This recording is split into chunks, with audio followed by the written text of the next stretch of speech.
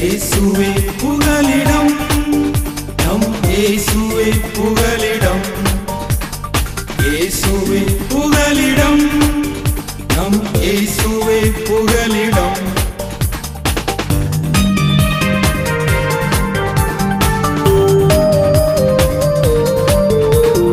ஆறுகளை நாங்கள் கடக்கும் போதும், மலைகளை தாண்டி நடக்கும் போதும், ஆறுகளை நாங்கள் கடக்கும் போதும், மலைகளை தாண்டி நடக்கும் போதும், இன்னட்டும் எங்களை இவை போல் காத்தது சுவிசேஷம் சொல்வதற்கு. இயேசுவே புகலிடம், நம் இயேசுவே புகலிடம். இயேசுவே புகலிடம், நம் இயேசுவே புகலிடம். அழைப்பின் விலை என்ற தலைப்பில் உங்களோடு கூட ஒரு வார்த்தையை பகிர்ந்து கொள்வதற்கு நான் எடுத்துக்கொண்ட வேத பகுதி எபிரேயர் 5 அதில் உள்ள 4வது வசனம். மேலும் ஆரோனை போல தேவனால் அழைக்கப்பட்டாலுடைய ஒருவரும் இந்த கனமான ஊழியத்துக்கு தானாய் ஏற்படுகிறதில்லை. அல்லேலூயா. என் அன்பு தேவ பிள்ளைகளே, இங்கே நமக்கு சொல்லப்பட்டிருக்கக்கூடிய ஒரு அற்புதமான ஒரு வார்த்தை, ஆரோனை போல தேவனால் அழைக்கப்பட்டால் ஒழிய ஒருவரும் இந்த கனமான ஊழியத்துக்கு தானாய் ஏற்படுவதில்லை. ஒரு ஆமென் சொல்லுங்க, அல்லேலூயா சொல்லுங்க. நல்லா புரிந்து கொள்ளணும். இங்கே நீங்கள் எண்ணாகமத்தில் 16, 17, 18 படிச்சிட்டிங்கன்னா இந்த கோல் துளிர்க்கக்கூடிய சம்பவங்கள் எல்லாருக்கும் தெரியும், எல்லாரும் தெரிந்து கொண்ட காரியம், எல்லாருக்கும் தெரிஞ்ச காரியம். ஆனால் இதனூடாக பரிசுத்த ஆவியானவர் நமக்கு என்ன காரியத்தை வைத்திருக்கிறார் என்பதை நீங்கள் புரிந்து கொள்ள வேண்டும். அதற்குத்தான் இந்த செய்தியினுடைய தலைப்பு அழைப்பின் விலை. நல்லா நீங்க புரியணும். எபேசியர் 4 அதில் உள்ள 12, 13 வசனங்களை திருப்புங்க. பரிசுத்தவான்கள் சீர்பொருந்தும் பொருட்டு சுவிசேஷ ஊழியத்தின் வேலைக்காகவும் கிறிஸ்துவின் சரீரமாகிய சபையானது பக்தி விருத்தி அடைவதற்காகவும் அவர் சிலரை அப்போஸ்தலராகவும் சிலரை தீர்க்கதரிசிகளாகவும் சிலரை சுவிசேஷகராகவும் சிலரை மேய்ப்பராகவும் ஏற்படுத்தினார். அல்லேலூயா. என் அன்பு தேவ பிள்ளைகளே, நீங்கள் நன்றாக புரிந்து கொள்ளணும். தேவன் தன்னுடைய ராஜ்யத்தை குறித்த ஒரு தெளிவான ஒரு திட்டத்தை வைத்திருக்கிறார். அவர் தமது பிள்ளைகளை குறித்த தம்முடைய காரியத்தில் தெளிவாக இருக்கிறார். அதற்கு உதாரணம் இந்த வசனம். எப்படின்னா, சபை பக்தி விருத்தி அடைய வேண்டும் என்று சொல்லி தம்மால் தெரிந்து கொள்ளப்பட்ட பிள்ளைகளை அவர் பிரிக்கிறார். டிவிஷனா டிபார்ட்மெண்டா என்ன செய்கிறாரு? பிரித்து கொடுக்கிறார். சபை பக்தி விருத்தி அடைந்தால் நீங்களும் நானும் அழைப்பின் மகத்துவத்தை புரிந்து கொள்ள முடியும். சபைக்கு வாங்க, ஞாயிற்றுக்கிழமை தோறும் சர்ச்சுக்கு வாங்க, சிலர் விட்டு விடுவது போல நீங்க இருக்காதீங்கன்னு உங்களை ஏன் எல்லா இடங்களிலேயும் எல்லா சபைகளிலேயும் நம்மளை ஏன் கூப்பிடுறாங்க? இல்லையா சொல்லுங்க. உங்களுக்கு பக்தி விருத்து வேணும். ஐயா, நான் காரில் போயிட்டு இருக்கிறேன், 1000 ரூபாய்க்கு பெட்ரோல் போட்டிருக்கிறேன், நான் போயிட்டே இருக்கிறேன். நான் வண்டி ஓட்டும் பொழுது ஒரு குறிப்பிட்ட இடம் வரும் பொழுது என் கண்ணு அடிக்கடி எங்கே போகுது? அந்த மீட்டர் இன்னும் எவ்வளோ ஓடும், இன்னும் எவ்வளோ நேரத்தில் வண்டி நிற்கும். உலக பிரகாரமான ஒரு 2 மணி நேரம் 1 மணி நேர பிரயாணத்துக்கு நாம் என்ன செய்கிறோம்? வண்டி எப்போ நிற்கும், ஒருவேளை பாதியில் நம்மளை விட்டுட்டு போயிருமோ, ஒருவேளை பெட்ரோல் தீந்துருமோன்னு இவ்வளவு காரியத்தை பார்க்குறோம். ஆனால் வாரந்தோறும் இந்த ஆலயத்துக்குள்ளே வந்து இந்த ஆலயத்துக்குள்ளிருந்து நல்ல வார்த்தைகளை, அதான் பெட்ரோல், நல்ல மன்னாவை என்ன செய்யணும்? எடுத்துக்கொள்ளணும். ஆமீன் சொல்லுங்க. இன்றைக்கு அழைப்பின் விலை புரியாதவர்கள் வீட்டில் உட்காந்து படுத்து கிடந்துட்டு ஆன்லைனில் பார்க்குறேன், எனக்கு ரொம்ப முடியலை, கர்த்தருடைய ஊழியத்திற்கு அல்லது சபையினுடைய ஆராதனைக்கு நீங்கள் கிளம்பும் போது நல்லா தெரிஞ்சிடுங்க. என் அருமை திருச்சபை மக்கள், வீடுகளில் உட்கார்ந்து பார்த்து கொண்டிருக்கக்கூடிய உங்களுக்கு சொல்றேன், நீங்கள் தேவனால் தெரிந்து கொள்ளப்பட்டவள் என்பதற்கு என்ன அடையாளம் தெரியுமா? சபைக்கு காலையில் கிளம்பும் போது தலை சுத்து வரும், பிரஷர் ஏறும், பிபி வரும், சுகர் வந்தது மாதிரி தெரியும், யாரோ தள்ளி விட்ட மாதிரி இருக்கு. இப்படிலாம் இருக்கா? ஒன்றும் நடக்காது. உங்களை சபைக்கு வராமல் கெடுக்கிறதுக்கு சத்துரு கொண்டு வரக்கூடிய தந்திரம். ஒரு ஆமேன் சொல்லுங்க. நல்ல கவனிங்க. ஏமா நான் என்ன உங்களுக்கு சொல்றேன் தெரியுதா? இன்னைக்கு அழைப்பின் விலையை நீங்கள் புரிந்து கொள்ளணும். லேவி கோத்திரத்தில் உள்ள மக்களிடத்திலிருந்து அவர்களோடு கர்த்தர் நான் இருக்கிறேங்கிறத நிரூபித்திருக்கிறார். நான் இந்த வசனங்களை 2-3 அதிகாரம் 16, 17, 18 இந்த 3 அதிகாரங்களை நான் படிக்கும் பொழுது இந்த என்னாகமம் 17:5 வாசிங்க. அப்பொழுது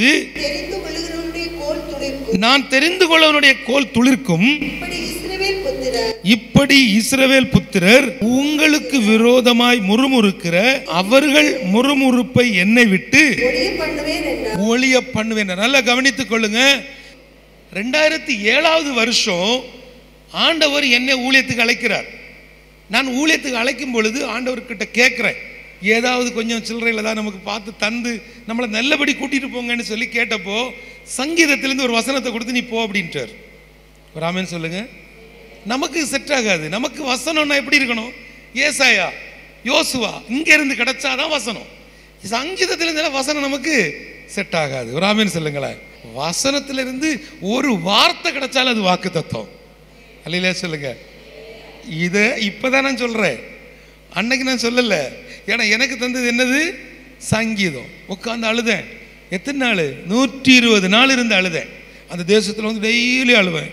வேண்டாம் வேண்டாம் செல்லாது, எனக்கு நல்ல வசனம் தாங்க, எனக்கு நல்ல வசனம் தாங்க. எனக்கு தந்த வசனம் சங்கீதம் 32:8. நான் உனக்கு போதித்து நீ நடக்க வேண்டிய வழியை உனக்கு காட்டுவேன், உன்மேல் என் கண்ணை வைத்து உனக்கு ஆலோசனை சொல்ல. நான் இதெல்லாம் முடியாது, எனக்கு நல்ல ஒரு அழகான ஒரு வசனம், செழிப்பான ஒரு வசனம் வேணும்னு சொல்லிட்டு ஜெபிக்க ஆரம்பிச்சேன். அன்பு தேவ பிள்ளைகளே, அன்னைக்கு ஆண்டவர் இந்த அழைப்பை குறித்து சொன்ன பொழுது என்கிட்ட ஒரு குடும்பம் என்னை கூப்பிட்டு உட்கார வச்சு சாப்பாடெல்லாம் தந்து, நம்ம வெளிநாட்டில் தனியாக இருக்கிறோம், ஏன்னா ஃபேமிலியாக இருக்கிறவங்க நம்மளை சாப்பிட கூட்டாச்சுன்னா நம்ம என்ன செய்வோம்? 3 நாள் உபவாசம் இருந்தே போயிடுவோம்.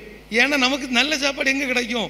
யாராவது ஒரு வீட்டில் எங்களை பிறந்த நாளுக்கு கூப்பிட்டோன்னா, எங்களை ஒரு சந்தோஷத்துக்கு கூப்பிட்டாங்கன்னா எங்களுக்கு அவ்வளோ ஹாப்பியாக இருக்கும். ஏன் தெரியுமா? நாங்கள் பேச்சுலர் லைஃப்பில் இருந்த ஆட்கள். ஸோ இப்படி நீ கூட்டு நல்லா சாப்பிடுறது. லாஸ்ட்டில் இந்த வசனத்தை, தம்பி ஆரோனை போல அழைக்கப்பட்டால் ஒழிய இந்த கனமான ஊழியத்தை யாரும் செய்ய முடியாது. அதனால நீ ரிசைன் லெட்டர் கொடுத்ததை நீ போய் நாளை காலையில் என்ன செஞ்சிரு? வாங்கிட்டு வந்துரு. ராமன் சொல்லுங்க. சத்துரு வெளியில் இல்லை, வீட்டுக்குள்ளேயே இருப்பான், கூடவே இருந்து நம்மளை எழும்ப விடாம தடுப்பான். ராமன் சொல்லுங்களேன். ஆனால் அந்த அழைப்பை ஏற்றுக்கொண்டு அந்த வசனத்தை தூக்கி கொண்டு என் ஆண்டவரை நம்பி இந்த தேசத்தில் வந்து இன்றைக்கு 3 கோடி ஜனங்களை இயேசுவின் மந்தைக்குள்ள மாற்றுவதற்கு, இயேசுவின் சுவிசேஷத்தை அழைப்பதற்கு கர்த்தர் ஒரு கருவியாக, கர்த்தர் ஒரு கழுதையாக என்னை பயன்படுத்துகிறார். அல்லேலூயா.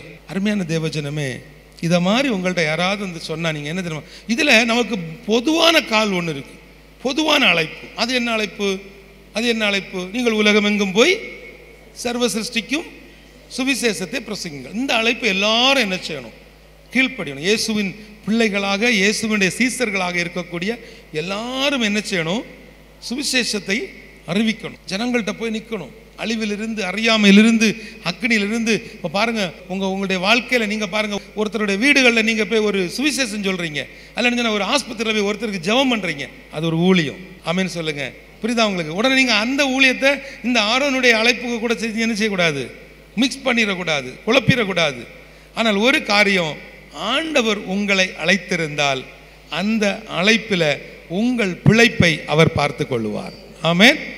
கர்த்தர் உங்களுக்கு ஒரு ஊழிய அழைப்பை தந்து உங்களை வச்சிருந்தார்னா அதை கர்த்தரே நிறைவேற்றுவார். இன்னொரு வசனத்தையும் நான் உங்களுக்கு வாசிக்க விரும்புகிறேன். சங்கீதம் 78 அதில் உள்ள 70வது வசனம். தம்முடைய தாசனாகிய தாவீதை தெரிந்து கொண்டு ஆட்டு தொழுவங்களிலிருந்து அவனை எடுத்தார். சங்கீதம் 25:12. கர்த்தருக்கு பயப்படுகிற மனுஷன் எவனோ அவனுக்கு தாம் தெரிந்து கொள்ளும் வழியை போதிப்பார். என் அன்பு தேவ பிள்ளைகளே, உங்களுக்கு நான் ஒரு ரகசியத்தை சொல்லித்தாரேன். உங்க மேல அவருடைய அழைப்பு இருக்கு அப்படிங்கிறது, அந்த அழைப்பினுடைய விலை என்ன தெரியுமா? காத்திருப்பு.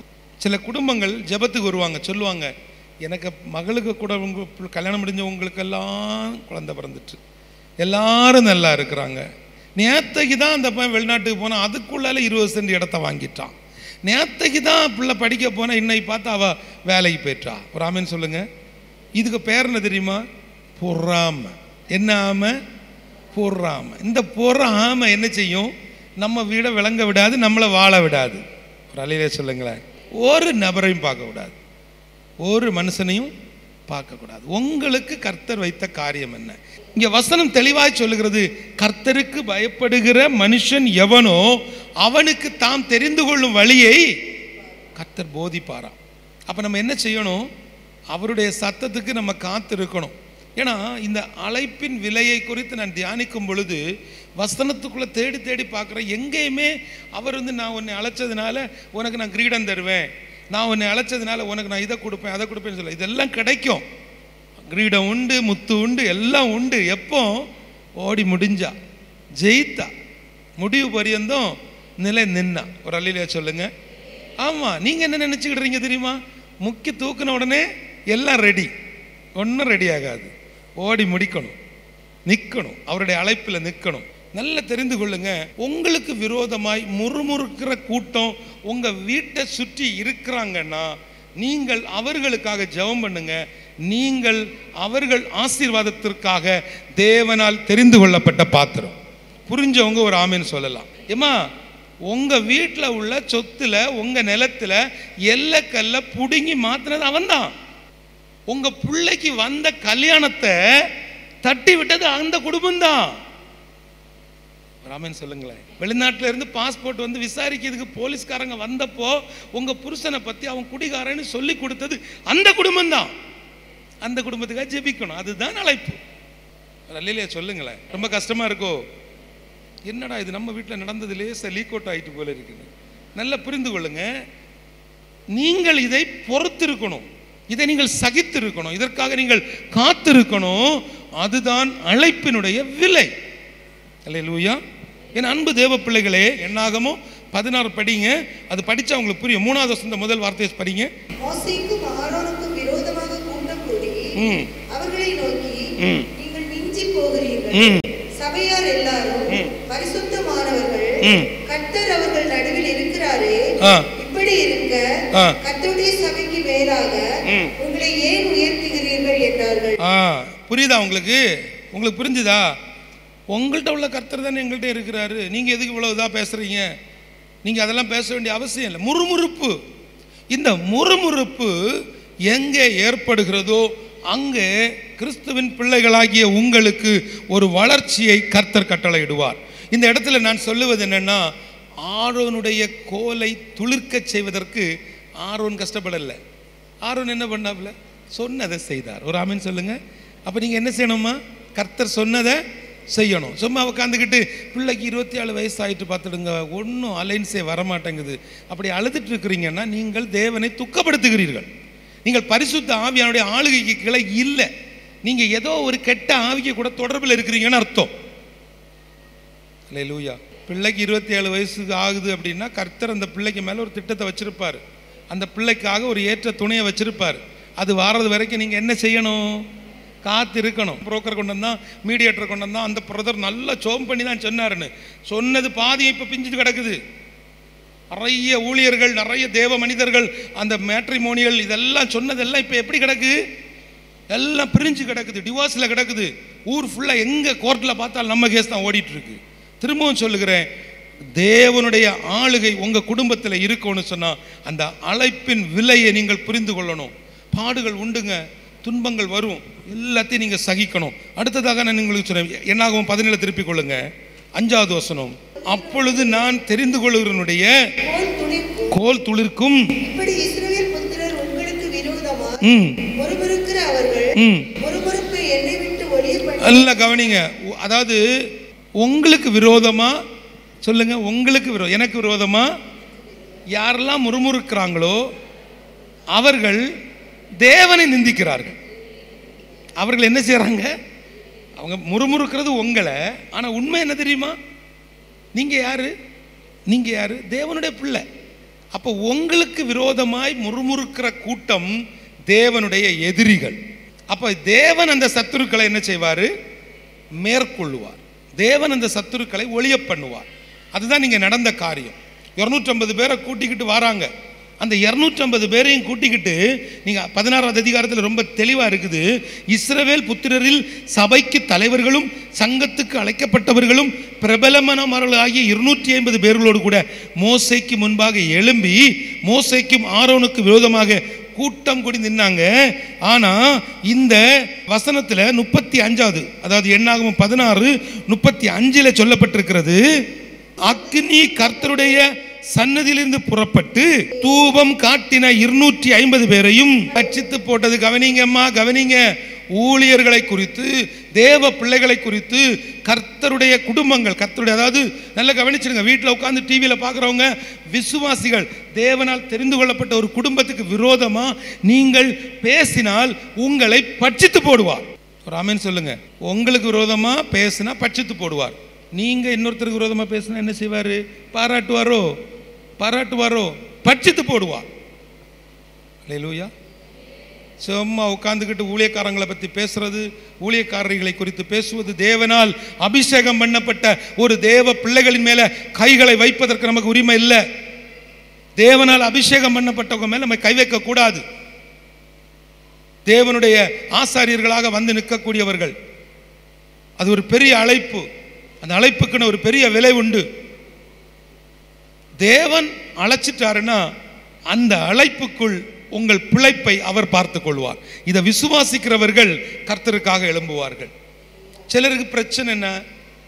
ஊழியத்துக்கு வந்தாலும் சரி, திருமணம் முடிஞ்சு வந்தாலும் சரி, இல்லை ஒரு புதுசாக ஒரு வீடை கட்டினாலும் சரி, இல்லை வாழ்க்கையில் எல்லா கட்டத்திலையும் கையில் ஒரு துண்டு பேப்பரோடு உட்காந்துருப்பாங்க. நீங்கள் இவங்களை நல்லா பார்த்தீங்கன்னா 10ஆம் கிளாஸில் பிட் அடிச்சிருப்பான், 12ஆம் கிளாஸ்லையும் பார்த்து எழுதியிருப்பான்.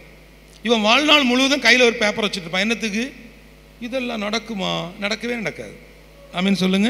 நடக்கவே நடக்காது. இது எல்லாம் என் தேவனால் ஆகும்னு சொல்றீங்க பாருங்க, அப்ப நடக்கும். அல்லேலூயா. நீங்கள் தேவனால் அழைக்கப்பட்டவர்கள். கர்த்தர் உங்க மேல ஒரு பெரிய கிருபையை வைத்திருக்கிறார். அது அப்படியே நடக்கும். இங்கே பாடுகள் உண்டு. நிறைய வசனம் இருக்கு, வாசிக்க வேண்டாம், சொல்லி தர்றேன். அப்போ அழைக்கப்பட்டதுக்குள்ள விலை என்னது? பாடு. ஒரே ஒரு காரியத்தை சொல்லுகிறேன். இன்னைக்கு உங்களுடைய கோல் துளிர்க்கணும்னா, கர்த்தர் உங்க வீட்டுக்குள்ளால அந்த உயிர்த்தெழுதலின் அனுபவத்தை தரணும்னு சொன்னா, நீங்கள் இந்த அழைப்பை புரிந்து கொள்ள வேண்டும். இந்த அழைப்பினுடைய விலையை நீங்கள் புரிந்து கொள்ள வேண்டும். நான் இந்த வசனத்தை தியானிக்கும் பொழுது, இயேசு 12 சீசர்களை தெரிந்து கொண்டார். எங்க பைபிள் காலேஜில் போய் கூட்டிட்டு இருந்தாரு? சராம்பூர்ல போய் கூட்டிருப்பாரோ? எங்கேயாவது நல்ல படிச்ச ஸ்காலர்ஸை தேடி போனாரா? பாருங்க, அவர் தேடி எடுத்த இடம் மார்க்கு 1 அதில் உள்ள 16லேருந்து 20 வரைக்கும் படித்து பார்த்தீங்கன்னா, அவருடைய கூட இருந்த அந்த 12 பேரில் 4 பேர் அவர் அங்கேருந்து ஒரே டிராவலில் 4 பேர் அவர் கூப்பிட்டுருக்கிறார். அதை கொஞ்சம் படித்து பார்க்க புரியும் உங்களுக்கு. அவர் கலிலே கடலோரமாய் நடந்து போய் மீன் பிடிக்கிறவர்களாய் இருந்த சீமோனும் அவன் சகோதரன் அந்திரேயாவும் கடலில் வலை போட்டு கொண்டிருக்கிற போது அவர்களை கண்டார். இயேசு அவர்களை நோக்கி, என் பின்னே வாருங்கள், என் பின்னே வாருங்கள், மனுஷரை பிடிக்கிறவர்களாக்குவேன் என்றார். உங்களை மனுஷர்களை பிடிக்கிறவர்களாக்குவேன். உடனே அவர்கள் தங்கள் வலைகளை விட்டு அவருக்கு பின் சென்றார்கள். அவர் அவிடம் விட்டு சற்று அப்புறம் போன போது செபதேயுவின் குமாரனாகிய யாக்கோபு, சகோதரனாகிய யோவான் படகிலே வலைகளை பழுது பார்த்து கொண்டிருப்பதை கண்டு உடனே அவர்களையும் அழைத்தார். அப்பொழுது அவர்கள் தங்கள் தகப்பனாகிய செபதேயுவை கூலியாட்களோடு படகிலே விட்டு அவருக்கு பின் சென்றார்கள். அல்லேலூயா. நல்லா கவனிங்க. மார்க்கு 1:16 முதல் 20 வரை உள்ள வசனங்களில் சீமோனையும் அந்திரேயாவையும் செபதேயுவின் குமாரனாகிய யாக்கோபுவையும் அவனுடைய சகோதரனாகிய யோவான் 4 பேர் தான். இந்த 4 பேரையும் அவர் என்ன செஞ்சிருக்கிறாரு? தெரிந்தெடுத்திருக்கிறார். நல்லா கவனிங்கம்மா. அதில் வசனம் சொல்லுகிறது, அவர்கள் வலைகளை விட்டுட்டு எங்கே போனாங்களாம்? அவருக்கு பின் சென்றார்கள். யாருக்கு இந்த வசனம் புரியுது? தேவன் அழைக்கும் பொழுது நீங்கள் இந்த உலக கவலைகளை விட்டு அவருக்கு பின் செல்லணும். ஒரு ஆமென் சொல்லுங்க. அதுக்கு ஆயத்தமாக இருக்கணும். தேவன் அழைக்கிற நேரம் ரெடியாக இருக்கணும். அங்கே அவர்கள் வலைகளை அலசி கொண்டிருந்தார்கள்னு சொல்லி லூக்கால வருது. அது என்ன வலையை அலசுறதுன்னா சுத்திகரிப்பு. தேவன் நம்ம என்ன செய்கிறாரு? எப்பவும் நம்ம எப்படி இருக்கணுமா? சுத்திகரிப்பு ரெடியாக இருக்கணும். உலகத்தில் எல்லாருக்கும் என்ன உண்டு? மரணம் உண்டு, முடிவு உண்டு. அப்போ நம்ம எப்படி இருக்கணும்? எப்போதும் ஆயத்தமாக இருக்கணும். அன்பு தேவ பிள்ளைகளை கவனிங்க. இங்கே வசனம் நமக்கு சொல்லுகிற ஒரு காரியம், நீங்கள் வலைகளை விட்டு, உலக கவலைகளை விட்டு நீங்கள் ஆயத்தமாக இருந்தீங்கன்னா நீங்கள் தேவனால் தெரிந்து கொள்ளப்பட்டவர்கள். அப்போ இந்த அழைப்புக்கு நீங்கள் கொடுக்கிற விலை என்ன? பாடுகள், துன்பங்கள், உபத்திரவங்கள், வருத்தங்கள், வியாகுலங்கள், எத்தனையோ பேருடைய அவமானங்கள், தீங்குகள், இதெல்லாத்தையும் நீங்கள் சகிக்கணும், நீங்கள் பொறுத்து கொள்ளணும். எதுக்காக? இது எல்லாவற்றையும் வசனத்தின்படி நமக்கான அழைப்புக்கான விலையாக கருதப்படுகிறது. தேவனால் அழைக்கப்பட்டவர்களுக்கு கஷ்டம் உண்டு. ஆரோனுக்கு பாருங்க, அவ்வளவு பேர் எதிர்த்து நிற்கிறாங்க. தேவன் கூட நின்று 12 கோத்திரத்திலேருந்து 12 கோலை உள்ள கொண்டு வைக்கிறாங்க. சாட்சி பெட்டி முன்னாடி எல்லாத்தையும் கொண்டு வைக்கிறாங்க. அந்த ஒரு வசனத்தை வாசித்து நான் முடிக்கிறேன். 8வது வசனம். மறுநாள் மோசே சாட்சியின் கூடாரத்துக்குள் பிரவேசித்த போது இதோ லேவியின் குடும்பத்தாருக்கு இருந்த ஆரோனின் கோல் துளிர்த்தது. லேவியின் குடும்பத்தாருக்கு இருந்த ஆரோனின் கோல் துளிர்த்திருந்தது. அது துளிர்விட்டு பூ பூத்து வாதுமை பழங்களை கொடுத்தது. எல்லாரும் கைகளை தட்டி, எல்லாரும் கரங்களை தட்டி, எல்லாரும் கரங்களை தட்டி கர்த்தரை மகிமைப்படுத்துவோம். நல்லா புரிஞ்சுக்கிடணும். இந்த நாளினுடைய செய்தியில கர்த்தர் உங்களுக்கு வச்சிருக்கக்கூடிய அடுத்த ஒரு தீர்க்க தரிசனம் என்ன தெரியுமா? ஏமா, ஒரே ராத்திரியில் எப்படிமா மரம் வளரும்? எப்படி வளரும்? ஒரு ராத்திரியில் இந்த வசனத்தில் எவ்வளோ அழகா இருக்கு. அது துளிர்விட்டு எங்க ஒரே ராத்திரியில் பூ பூத்து வாதுமை பழங்களை கொடுத்தது. அல்லேலூயா. அப்போ இதுல வசனம் சொல்லுது, முதல் வார்த்தை என்னது? 8வது வசனத்தில் முதல் வார்த்தை மறுநாள் மோசே. அப்ப சாட்சி பெட்டிக்கு முன்பதாக 12 கோத்திரத்தில் உள்ள கோல்களும் வைக்கப்பட்டிருந்தது. நான் உங்களுக்கு ஒரு காரியத்தை சொல்றேம்மா. தேவன் தனக்காக தெரிந்து கொண்ட அழைக்கப்பட்ட நபர்களுக்காக அவரே நின்று யுத்தம் செய்வார். ஆமென் சொல்லுங்க. எந்த விதத்திலையும் என்ன செய்ய வேண்டியதில்லை. உங்க குடும்பத்துக்கு விரோதமா, உங்களுடைய நிலத்துக்கு விரோதமா, உங்க பிள்ளைகளுக்கு விரோதமா, உங்க வீட்டுக்கு விரோதமா, உங்க காம்பவுண்டுக்குள்ள கூட ஒரு மனுஷனும் உள்ள வர முடியாது. விசுவாசிக்கிறவங்க ஒரு ஆமென் சொல்லணும். அல்லேலூயா. நீங்கள் கிறிஸ்துவின் பிள்ளைகளா இருப்பீங்கன்னா உங்களை தொடுவதற்கு அனுமதி இல்லை. வசனத்துல சகரியாவில் ஒரு அழகான ஒரு வார்த்தை, சகரியா 2:8 உள்ள பின்பகுதி, உங்களை தொடுகிறவன் அவருடைய கண்மணியை தொடுகிறான். ஏமா, உங்களை தொட்டா அவரை தொட்டதுக்கு சமம். உங்க மேல முறுமுறுத்தா அவருக்கு கோபம் வரும். விசுவாசிக்கிறவங்க ஆமென் சொல்லணும். அல்லேலூயா. டெய்லி காலையில நல்லா கவனிங்க. இப்போ உங்க மேல ஏன் முறுமுறுப்புறாங்க? உங்க மேல ஏன் பொறாமை கொள்றாங்க? உங்க மேல ஏன் எல்லாருக்கும் எரிச்சல் வருது? ஒரு காலத்துல நம்முடைய பெற்றோர்கள் காலையில் பிள்ளைங்க ஸ்கூலுக்கு போகும்போது நல்ல ஜோம் பண்ணி பிள்ளைங்களை பிளஸ் பண்ணி அனுப்பி விட்டாங்க. இன்னைக்கு நமக்கு ஜோம் பண்ண நேரம் இருக்கா? நமக்கு பைபிள் படிக்க நேரம் இல்லை, பிள்ளைகளுக்கும் நேரம் இல்லை. எல்லாரும் ஆளுக்கு ஒரு மொபைலை தூக்கிட்டு நம்ம என்ன செய்கிறோம்? கிளம்பி போகிறோம். அல்லேலூயா. ஏமா, ஆரோனுடைய கோல் துளிர்த்தது. நம்ம வீட்டில் கோல் இருக்கு, துளிர்க்க மாட்டேங்குதே. 30 வருஷம் மட்டும் கோல் அங்கே தான் இருக்குது. ஏன்? வேத வாசிப்பு இல்லை, ஜெபம் இல்லை, அந்த பரிசுத்த வாழ்க்கைங்கிறது எல்லாம் முடிஞ்சு போச்சு. சபைகளுக்குள்ள அந்த ஒரு அன்பு இல்லை, ஒரு மனம் இல்லை. இன்னைக்கு சபைகளுக்குள்ள நடக்கிற காரியங்களை பார்க்கும்போது மனவேதனையா இருக்குது. ஊழியக்காரர்களுக்குள்ள ஒரு மனம் கொஞ்சம் கொஞ்சமா இப்போ என்ன ஆயிட்டு, எப்படி சொல்லணும்னா, ஊழியர்களுக்குள் எழுப்புதல் வந்து விட்டது. விசுவாசிகள் இப்போ என்ன செய்யறாங்க? எல்லாம் வடக்கும் தெக்குமா நிற்குது. என்ன பண்றதுனே தெரியல. என் அன்பு தேவ பிள்ளைகளே, இன்றைக்கு இந்த இடத்துல வந்திருக்கக்கூடிய உங்களுக்கு நான் ஒரு வார்த்தையை சொல்லி முடிக்கிறேன். இந்த நாளில உங்களை ஒருத்தர் தொடணும்னா அது அவருடைய கண்மணியை தொடுவதற்கு சமம். திடீர்னு உங்களை கூப்பிட்டு டக்குன்னு என் விரல உங்க கண்மணிக்குள்ள வச்சா விடுவீங்களா? இல்லை அந்த கண்ணை ஏற்றுக்கொள்ளுமா? கையை கிட்ட கொண்டு வந்து அது என்ன செஞ்சிடும்? மூடிடும். ஒரு சாதாரண இப்போ நம்ம பிசிக்கல் இதுலயே இப்படின்னா, ஆவிக்குரிய காரியத்தில் உங்களை ஒருத்தர் பேசினாலே அவர் விட மாட்டார். அன்பு தேவ பிள்ளைகளை, கடைசியாக இன்றைக்கு நீங்கள் இந்த இடத்துல வந்ததில் அழைப்பினுடைய அந்த விலையை நீங்கள் புரிந்து கொள்ளணும். உலக கவலைகளை நீங்கள் துறந்து, அல்லன்னு சொன்னால் இன்னைக்கு எல்லாரும் உட்கார்ந்து வலைகளை அலசி கொண்டு இருக்கிறோம். அந்த வலைகளை சுத்தப்படுத்த வேண்டிய நாம உலக கவலைகளை வச்சு வாழ்ந்து கொண்டு இருக்கிறோம். ஒருவேளை உங்கள் குடும்பங்களில், ஐயா இந்த வருஷம் கர்த்தர் எனக்கு ஒரு வாக்கு தந்தாரு, இந்த வருஷம் என் மகளுக்கு குழந்தை பாக்கியத்தை கத்த தருவாரு, இந்த வருஷம் நாங்கள் வீடு கட்டி முடிச்சிருவோம், இந்த ஒரே நாளில் வாதுமை பழம் திருத்துன்னு சொல்லி இருக்கு இல்லையா, அது துளிர் விட்டு பூ பூத்து வாதுமை பழம் காய்ச்சிட்டுன்னு வந்துச்சு இல்லையா. நீங்கள் இன்னைக்கு ஒரு தீர்க்க தரிசனம் சொல்கிறேன், கர்த்தர் உங்கள் வாழ்க்கையில் கூட ஒரே நாளில் வீட்டை கொடுத்துருவார். ஒரு ஆமென் சொல்லுங்க. அது எப்படி பிரதர் நடக்கும்? ஒரே நாளில் எப்படி நடக்கும்? ஏமா, ஊரெல்லாம் ஒருத்தர் வீடு தேடிட்டே இருந்தார், வீடு கட்டுறதுக்கு இடம் தேடிட்டே இருந்தாங்க. ஒரு நாள் அவங்களுடைய வீட்டுக்கு ஜெபிக்க போகும்போது அந்த குடும்பத்தில் சொன்னேன், உங்கள் பிள்ளைகள்லாம் எங்கே இருக்காங்க? வெளியூரில் இருக்காங்க. அங்கிள் அவர் இறந்து ரொம்ப நாள் ஆச்சு. சரி, இப்போ என்ன பண்ண போகிறீங்க? பிள்ளைங்க வீடு கட்டுறதுக்கு நல்ல ஒரு அழகான ஒரு இடத்தை பார்க்க சொல்லியிருக்கிறாங்கன்னு அந்த வீட்டுக்காக ஜெபம் பண்ணேன். நான் சொன்னேன், ஆண்டவர் உங்களுக்கு சொல்கிற காரியம், வீட்டுக்கு இடம் இல்லை, வீட்டையே கொடுப்பார். ஒரு ஆமீன் சொல்லுங்கள். அவ்வளோதான். ஒரு 3-4 மாதம் அவ்வளோதான். ஜெபம் பண்ணதுக்கப்புறம் நம்மளே எங்கே தேடுவாங்க? திடீர்னு ஒரு 3-4 மாதம் கழிஞ்சு அந்த குடும்பம் அழைக்கிறாங்க. என்ன விஷயம் அப்படின்னு கேட்டால், ஆண்டவர் எங்களுக்கு ஒரு வீட்டை தந்தார். ஒரு ஆமீன் சொல்லுங்கள். அப்போ நான் கேட்டேன், இடம் எங்கே வாங்கினீங்கன்னு? ஐயா, இடமும் வாங்கலை, ஒன்றும் வாங்கலை, 80 லட்சத்துக்கு ஒருத்தர் வாங்கின வீட்டை அப்படியே அவர் வாங்கின விலைக்கு எங்கள் பேருக்கு மாற்றி கொடுத்தார். இது எவ்வளோ நாள் ஆச்சு? ஒரே நாள். பிள்ளைகள் வெளிநாட்டிலேருந்து வந்தாங்க, அந்த ரெஜிஸ்ட்ரேஷன் பட்டா போட்டாங்க, அந்த பதிவு வேலையை முடித்தாங்க, திரும்ப போயிட்டாங்க. ஒரு ஆமீன் சொல்லுங்கள்.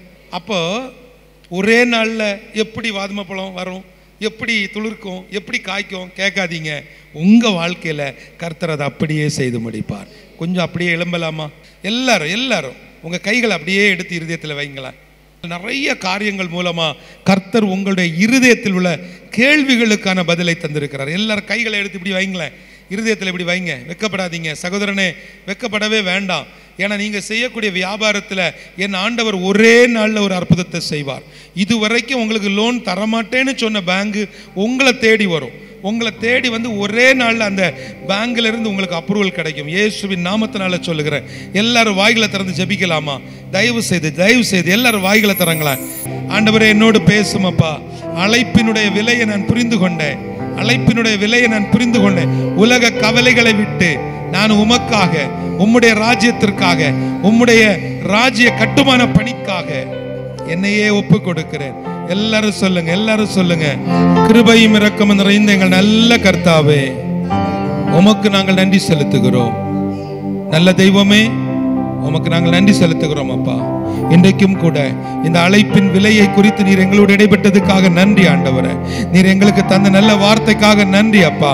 விசேஷமாக இந்த நாட்களையும் கூட ஆண்டவரே, அழைப்பின் விலை காத்திருப்பு என்பதையும், அழைப்பின் விலை சோதனை என்பதையும், பாடுகளையும் துன்பங்களையும் அவமானங்களையும் ஆண்டவரே துணிகரங்களையும், குறிப்பாக அப்பா வருத்தங்கள் உபத்திரவங்கள், இப்படிப்பட்ட எல்லா அனுபவங்களையும் நாங்கள் மேற்கொள்வதற்கு கர்த்தர் எங்களுக்கு கிருபை பாராட்டுங்க. இன்றைக்கும் இந்த இடத்துல வந்து அப்பா, நீர் தெரிந்து கொள்ளப்பட்ட இவர்கள் வாழ்வில ஆரோனுடைய கோல் துளிர்த்தது போல இவர்கள் வாழ்க்கையில சுக வாழ்வு சீக்கிரத்தில் துளிர்க்கும்படியாய் ஜெபிக்கிறேன். ஜெப வாழ்வு துளிர்க்கும்படியாய் ஜெபிக்கிறேன். ஆவிக்குரிய வாழ்க்கை துளிர்க்கும்படியாய் ஜெபிக்கிறேன் ஆண்டவரே. குழந்தை பாக்கியத்துக்காய் ஜெபிக்கிறவர்கள் ஆண்டவரே, இந்த நாட்களையும் கூட பிள்ளைகளுடைய ஏற்ற துணைக்காய் திருமணத்திற்காக ஜெபிக்கிறவர்கள் ஒவ்வொருவரையும் கர்த்தர் பொறுப்படுத்திக் கொள்ளுங்க. விசேஷமாக வெளிநாட்டில் இருக்கக்கூடியவர்கள் ஆண்டவரே, சீக்கிரத்தில் நல்ல ஒரு வீட்டை கட்ட வேண்டும், சீக்கிரத்தில் எங்க பிள்ளைகளுக்கு நல்ல படிப்புக்கு உதவி செய்ய வேண்டும் என்று சொல்லி ஆண்டவரே, தன்னுடைய மனைவி பிள்ளைகளுக்காக வெளி தேசங்களில் இருந்து வேலை செய்யக்கூடிய என் சகோதரர்களுக்காக ஜெபிக்கிறேன் ஆண்டவரே. கர்த்தர் ஒரு விசை மனம் இறங்குங்கப்பா. ஆவியானுடைய ஆளுகை இந்த இடத்துல வெளிப்பட்டு கொண்டிருப்பதற்காய் நன்றி. இந்த நாளுடைய தேவ செய்தி எல்லாவற்றிலையும் உம்முடைய ஆளுகை இருந்ததுக்காக நன்றி. துதி கனம் மகிமை எல்லாவற்றையும் அப்பா ஒருவருக்கே செலுத்துகிறோம். இயேசுவின் மூலம் ஜெபிக்கிறேன் நல்ல பிதாவே. காலை முதல் அந்தி மாலை வரை கருத்தாய் ஜெபித்திடுவோம். ஆதி முதல் அந்தம் வரை உம்மையே நம்பிடுவோம். காலை முதல் அந்தி மாலை வரை கருத்தாய் ஜெபித்திடுவோம். ஆதி முதல் அந்தம் வரை உம்மையே நம்பிடுவோம். உமதன்புக்கு என்ன சொல்லுவேன், நாமம் நான் பாடுவேன்.